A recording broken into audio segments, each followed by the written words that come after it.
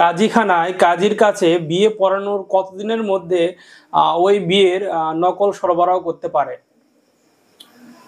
বিবাহটা কাজী সাহেব ওনার কাজী অফিসেও করতে পারেন, অথবা কাজী সাহেবকে ওই ভলিউম বই সহকারে, তার ক্লার্ক সহকারে, বা সে নিজেই একটা বিবাহ আসরে বা অনুষ্ঠানে গিয়েও এই বিবাহ রেজিস্ট্রির কাজ সম্পন্ন করতে পারেন।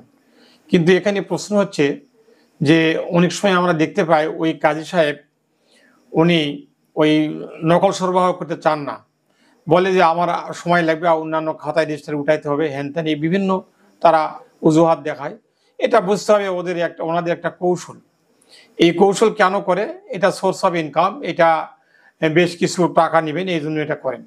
কিন্তু আপনারা সবাই জেনে রাখুন, কাজী সাহেব তো ওটা তো ভলিউম খাতায় যখন বিবাহের নিযুক্তিও উকিলের স্বাক্ষর নিলেন, বিবাহের মনে করেন সাক্ষীদের স্বাক্ষর নিলেন, বর কনের স্বাক্ষর নিলেন, সেখানে উনি নকল সরবরাহে কেন বিলম্ব করবেন? এই বিলম্ব উনি করতে পারেন না, এটা যে কোনো সময় উনি দিতে পারেন। একবার স্বাক্ষর হয়ে গেলেই সব সমাধা হয়ে গেলেই। তবে হ্যাঁ, একটা বিষয় আছে, যে ব্যক্তি বিবাহ পড়ালেন মৌলভী সাহেব, ওনার স্বাক্ষরটাও নিতে হয়। এই স্বাক্ষরটা হয়ে গেলে তো সব কিছু শেষই হয়ে গেল। আমার কাছে একজন মহিলা প্রশ্ন রেখেছেন বেশ কিছুদিন পূর্বে, একজন কাজী সাহেব নাকি বলেছেন যে আপনি এত টাকা যদি দেন তাহলে তাড়াতাড়ি পাবেন, আর যদি না দেন তাহলে 3 মাস পরে আসেন। তাহলে এটা কেমন একটা বিষয়? আপনারা এটা থেকে সজাগ থাকবেন। কাজী সাহেবেরা এই বিলম্ব করতে পারেন না, করলে এটা বেআইনি হবে।